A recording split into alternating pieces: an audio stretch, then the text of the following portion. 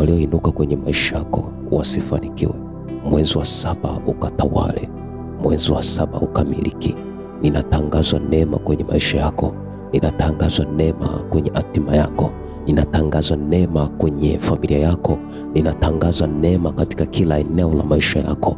Yoyote aliyekaa kama giza kwenye maisha yako, yoyote aliyekaa kama mchawi kwenye maisha yako, yoyote aliyekaa kama lango la giza kwenye biashara yako, yoyote aliyekaa kama lango la uharibifu kwenye maisha yako, yoyote ambaye amekaa kwenye maisha yako kama mwiba, Bwana Yesu Kristo akamwondoe mwezi wa 7. Iwe ni biashara, iwe ni huduma, iwe ni chochote unachokifanya, iwe ni familia, kila eneo la maisha yako Bwana Yesu akashughulike nalo.